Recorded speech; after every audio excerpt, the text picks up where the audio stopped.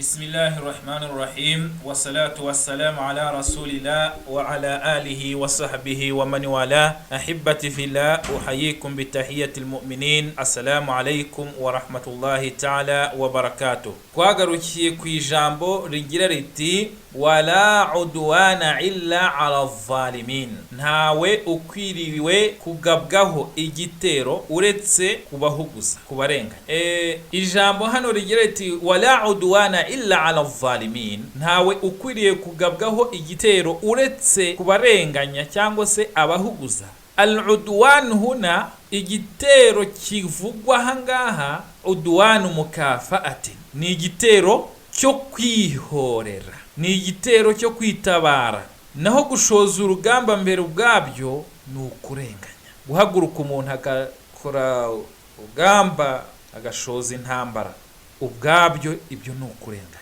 Hano umusobanuzi w'iki gitabo Aqidatu Ahlus Sunna wal Jamaa aragaragaza ko al-udwan, ijambo rivuga ngo wala udwana illa ala zalimin, nta ukwiriye kugabwaho igitero uretse kubahuguza. Arasobanura ko al-udwan huna udwan mukafa wa laysa ibtida, ni igitero cyo kwitabara, ntabwo ari ugushoza urugamba, ntabwo ari ugutangira urugamba tangire urenganya abantu. Kubera iki? Li anna al-udwan al-ibtidaiya dhulm, gutangiza urugamba, gutangiza intambara bifatwa nko guhuguza, kurenganya.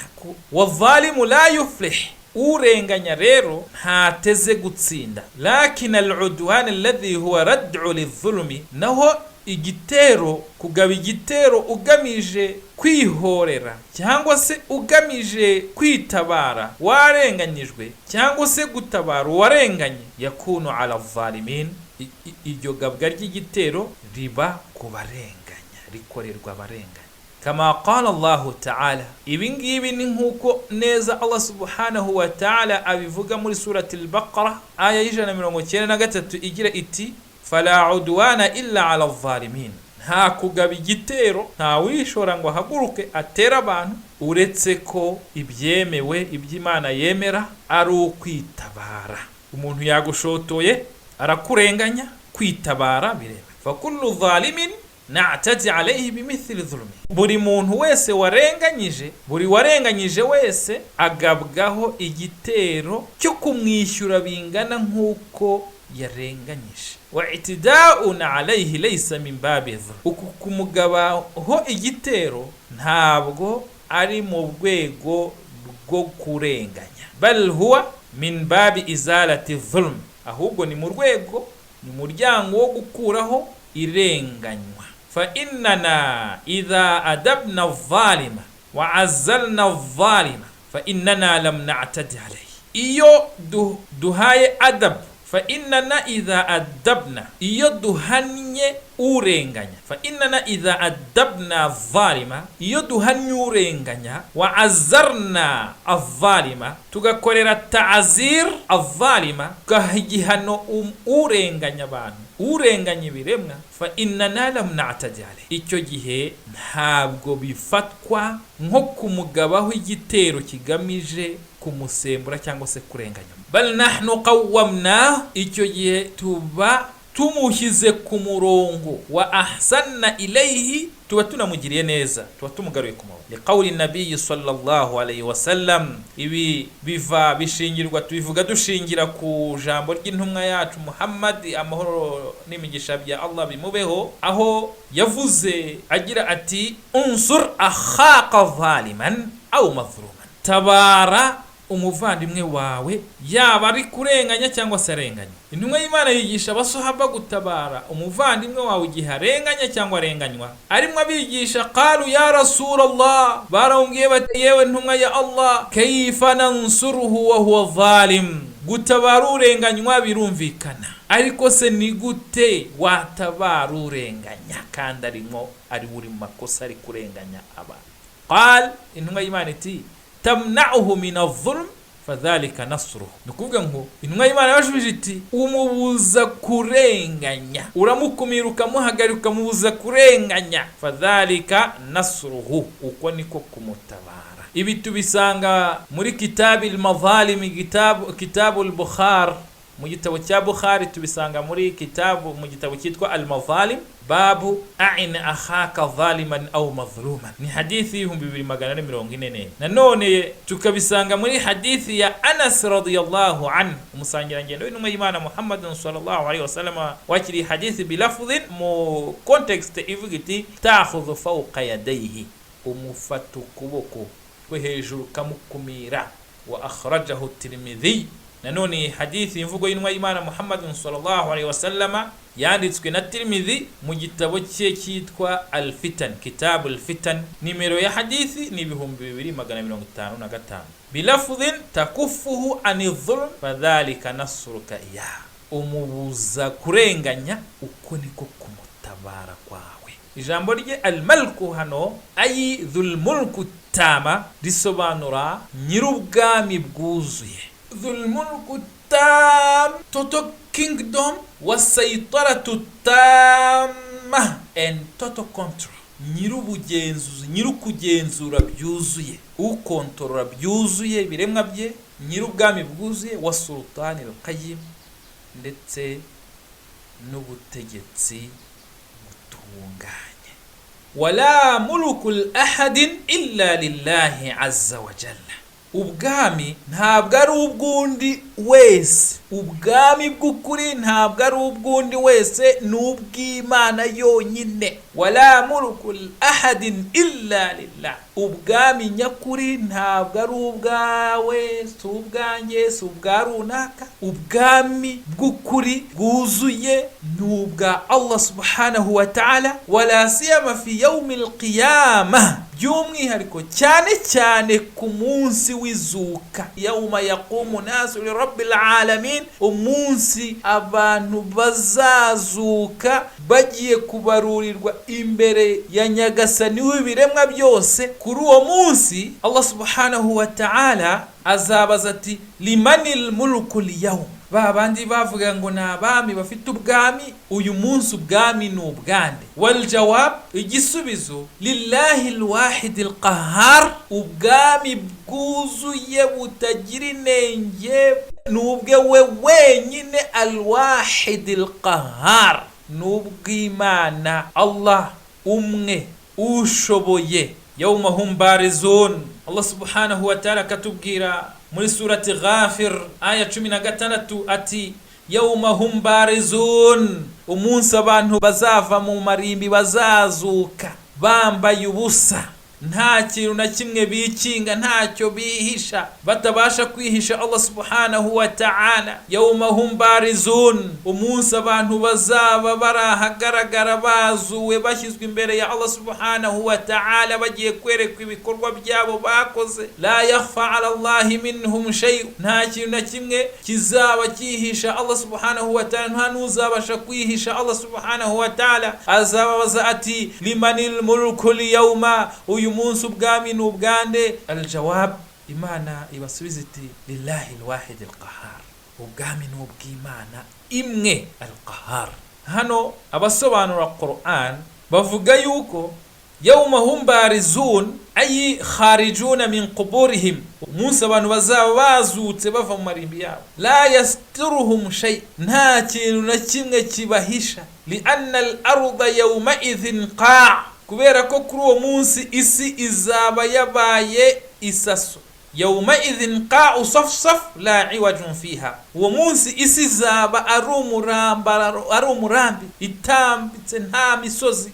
niho Imana ivuga iti yawma hum barizun, umunsi bazaba basohoka mu marimbi yabo. yawma hum barizuna kharijuna min quburihim la yasturuhum shay, nta kizabahisha Imana, ntaho bazikinga, nta biti bazikingaho, nta misozi bazikingaho. Imana izaba ziti limanil mulku al-yawm. nanone yawma hum barizun, abandi basobanura ko yawma hum barizuna ay la yakhfa alayhi shay'un minhum wa min a'malihim yawma hum barizun, umunsi bazaba bazuka nta kintu na kimwe bazahisha mu bikorwa byabo, ibyo wakoze mu ibanga, ibyo wakoze ku mugaragaro, byose bizaba biri ku mugaragaro. Imana izabaza rero kuri uwo munsi iti limanil mulku al-yawm, ubwami uyu munsi ni ubwande. Waqala al-Hasan aravuga ngo as-sa'ilu huwa ta'ala, huwa Allahu ta'ala wa huwa al-mujib. Uzabubaza iki kibazo ni Allah, ni nawe uzisubiza. Avuga yuko umunsi ibiremwa bizaba byarapfuye, imanda nivuga ibiremwa byose bigapfa, uzabubaza iki kibazo ni Allah. As-sa'ilu huwa Allahu wa huwa al-mujib. Uzabubaza ikibazo ni Allah, ni nawe usubiza. Ibiremwa byose, marayika avugije imanda, ibiremwa birapfuye, nta kiremwa na kimwe kiriho. Imana izavuga ati none se babandi bavugaga ngo nabami, ubwami ni ubwande. Inisubiza iti ubwami ni ubwanjye yenyine usho umunyembaraga. لأنه يقول ذلك حين لا أحد يجيبه, ngo kubera yuko Imana izabibaza iki kibazo nta n'umwe uri kuyisubiza kuko biremwa byose bizaba byapfuye. Fayujibu nafsahu subhanahu, hanyuma Imana yisubize. Fayaqulu lillahi alwahid alqahhar, Imana ivuge ngo ubwami ni ubw'Imana imwe ishobora byose umunyembaraga.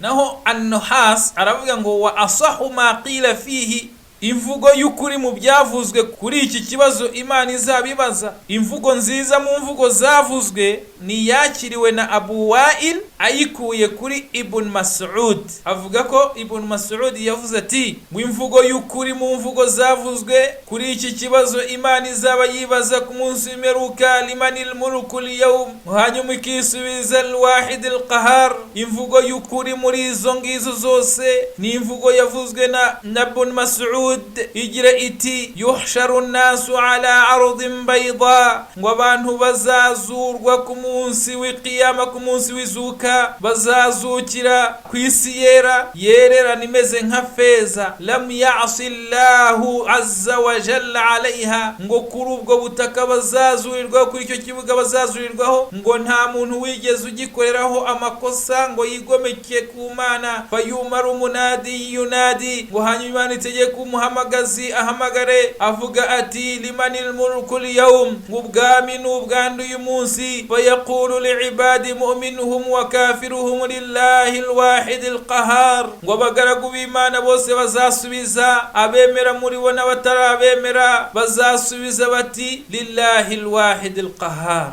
ubwami ni ubw'Imana imwe.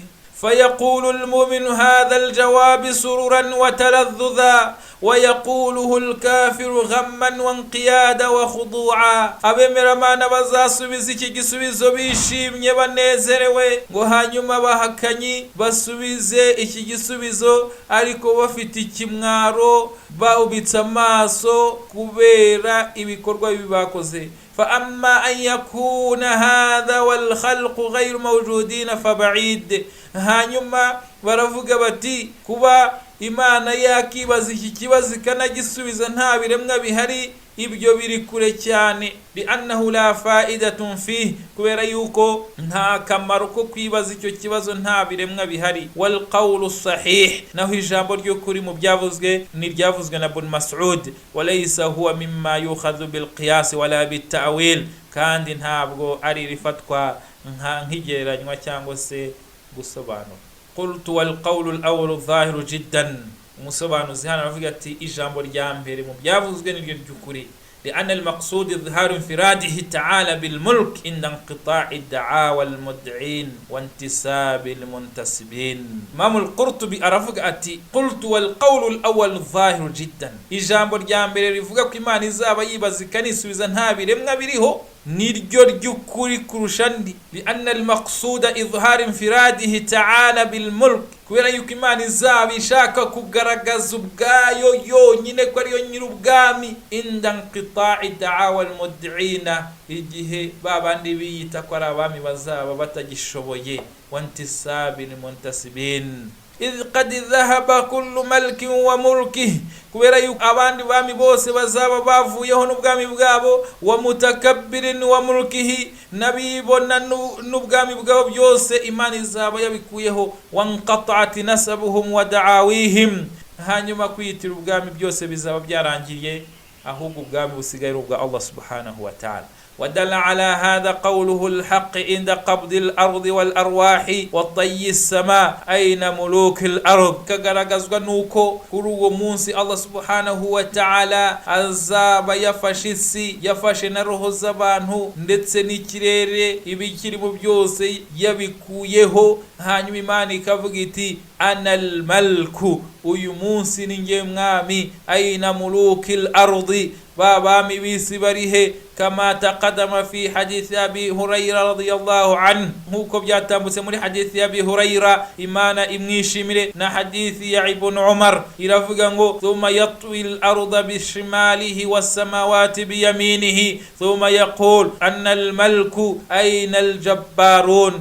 ayna al-mutakabbirun thumma yatwi al-arda bishimalihi, Imana izafata isi iyifate mu kiganza cyayo cy'ibumoso, was-samawati biyaminihi, hanyuma ifate n'ibirere n'amajuru mu kiganza cyayo cy'iburyo, ifate n'ibirere mu kiganza cyayo cy'iburyo, thumma yaqul, hanyuma ivuge iti anna al-malku, ni ngewe mwami, ayna al-jabbarun, babandi bigiraga jabbarun, babandi bigiraga ibitangaza bakigira ibikomerezwa bakigira indakoreka barihe, ayna al-jabbarun, bajabbarun barihe, ayna al-mutakabbirun, babandi bibonaga bigiraga bikuzaga barihe, abanyagitugu barihe. Wa anhu qawluhu, nanone aha niho ijambo ry'Imana qawluhu subhanahu limanil mulku al-yawm, niho Imana izabibaza iti limanil mulku al-yawm, ubwami n'ubwandu uyu munsi, huwa inqita'u zamani dunya wa ba'dahu yakunu al-ba'th wa nashr, nyuma yaho ngaho Imana imaze gukuraho ibiremwa byose niho hazongera kubaho izuka,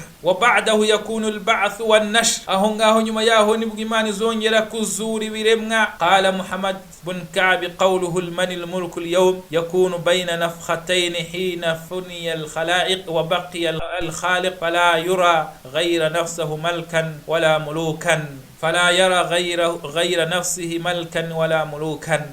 Muhammad bin Ka'b aravuga ngo ijambo ry'Imana rivuga ngo limanil mulku al-yawm, ninde nyir'ubwami uyu munsi, yakunu bayna nafkhatayn, iki kibazo Imana izakibaza hagati ya nafkha ebyiri yo kuvuzwa imanda ya mbere n'iya kabiri, hina funiya al-khalaiq, kuko icyo gihe ibiremwa byose Imana izaba yabirimbuye, izaba yabikuyeho, wa baqiya al-khaliq, hasigara uwabiremye wenyine gusa, fala yara ghayra nafsihi malkan wala mulukan, maze Imana ibone nta wundi mwami uriho uretse yo, fayaqul, hanyuma ivuga iti limanil mulku al-yawm, ninde nyir'ubwami uyu munsi, fala yujibuhu ahad, ntawe uzawusubiza kuko ntawe kiremwa kizaba kiriho, li anna al-khalqa amwat, kwa kubiremwa byose bizaba byapfuye, fayajibu nafsahu, Imana yisubiza ubwayo, fayaqulu lillahi al-wahid al-qahar, ubwami n'ubw'Imana yonyine imwe ishobora byose, li annahu baqiya wahdahu wa qahara khalqahu, kubera yuko Imana niyo izabisigaye yonyine gusa ibiremwa byose byayo yabinesheje. Wa qila innahu yunadi munadi fayaqul,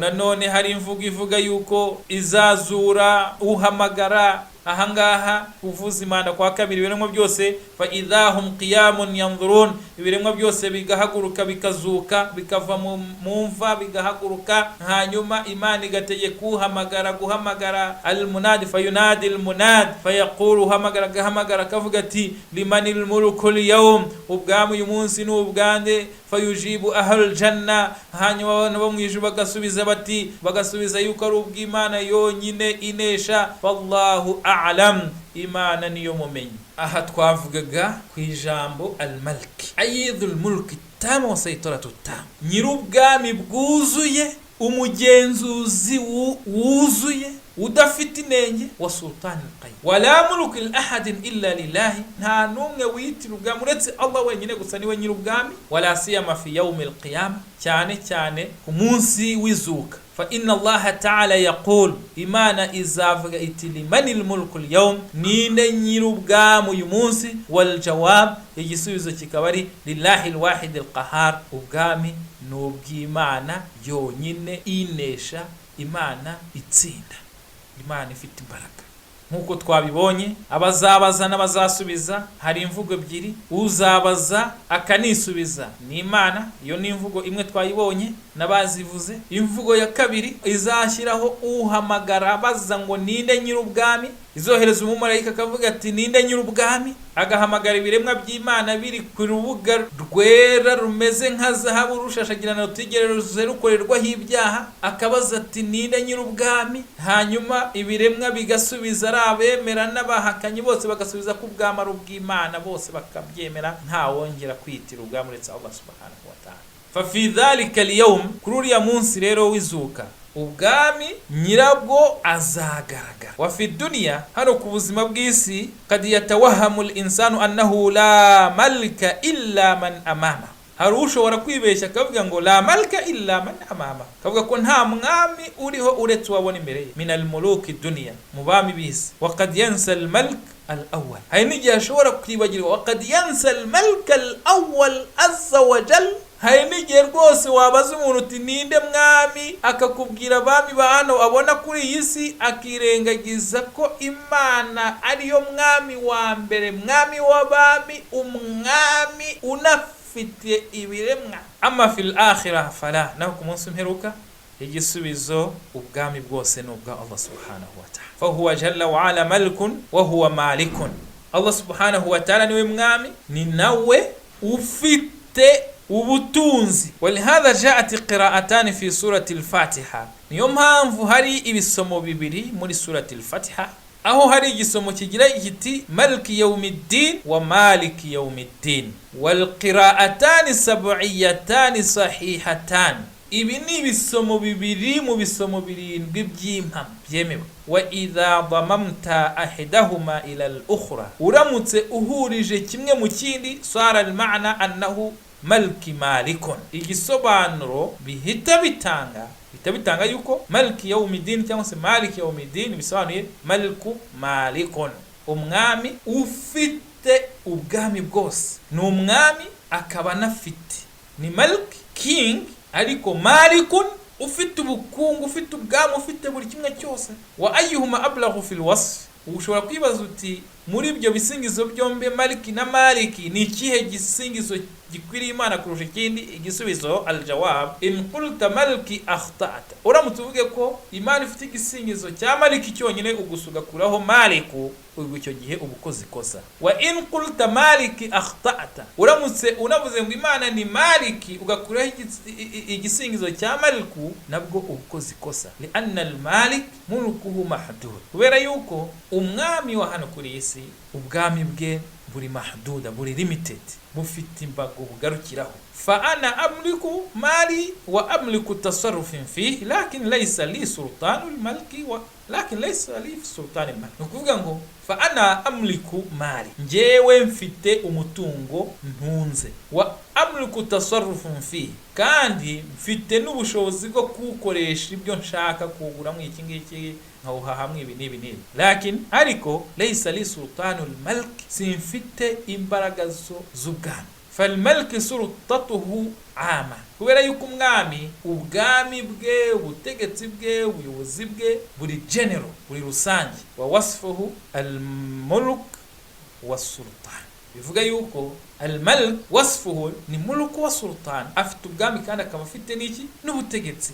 Lakin qad yakunu hunaka malik bila mulk, hari n'igihe ashobora kuba hari umwami ariko adafite icyo atunze. Ay anahu malikun walakin laysa bimaliki, bivuze ngo ni umwami ariko nta kintu atunze. Fayujadu ba'd al-muluki yakunu qasiran da'ifan, hari abamusanga rwose ari abakene, wa yudabbiru al-mamlaka siwahu, hakaba hari abandi babakorera kugira ngo ubwami bwabo bugumeho, bafite abawuzara, abafasha, cyangwa se abandi babayoborera badashoboye kwiyoborera. Fahadha malikun laysa bimalikin, rero yitwa malik ariko atari malik, ni umwami udafite. Wa hunaka malik wa laysa bimalikin, hakaba n'ufite ubutunzi, ufite imitungo ariko atari umwami. Wa hadha kathirun, aba nibo benshi. Wallahu azza wa jalla malikun malikun, naho Allah subhanahu wa ta'ala ni umwami kandi ufite ubwami n'ibiri muri ubwo bwami byose. ولهذا جاءت قراءتان في قوله تعالى مالك يوم الدين نا مالك يوم الدين. niyo mpamvu hari ibisomo bibiri mu bisomo bintu byemewe, aho ugeze kuri ya aya ya kabiri ugeze kuri ya aya muri surati al-Fatiha, ugeze muri surati al-Fatiha Maliki Yawmiddin na Maliki Yawmiddin, iyi aya ni aya ya kane muri surati al-Fatiha. Hakaba hari ibisomo bibiri, fa min asma ilahi ta'ala al-Malik, yani dhul sulta al-aliya al-ulya allati laysa fawqaha sulta wa laysa mithluha sulta. Bisobanuye rero ko mu mazina y'Imana harimo izina ryayo al-Malik, bisobanuye yani dhul sulta al-aliya al-ulya, nyir'ubwami bwo hejuru busumba ubundi bwami, nyir'ubutegetsi busumba ubundi butegetsi. Allati laysa fawqaha sulta, nta bundi butegetsi buri hejuru y'ubutegetsi bwe, nta bwami buri hejuru y'ubwami bwe, wala laysa mithluha sulta, nta n'ubundi wagereranya, nta n'ubundi wabugereranya. Mu gusobanura tugarukiye kuri iri jambo rigira riti al-Malikul Haqqul Mubin. Tuzakomeza ubutaha. Mwari kumwe n'umuvandimwe wanyu Sheikh Musa Habarurema. Assalamu alaikum wa rahmatullahi wa barakatuh. Tubonereho kubibutsa kubadukurikira banyuze kuri channel yacu ya YouTube. Channel yacu ni Sheikh Musa Habarurema official.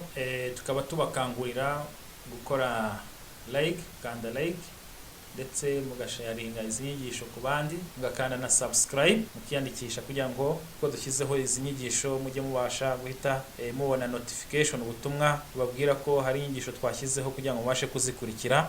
Ugaragaza icyiza anganya ibihembo n'uwagikoze kandi ntawe ugabanyirijwe muri bo ingororano. Nk'abasoreje hano, tuzakomeza ubutaha. Amahoro y'Imana n'imigisha byayo bibane namwe. Assalamu alaikum wa rahmatullahi wa barakatuh.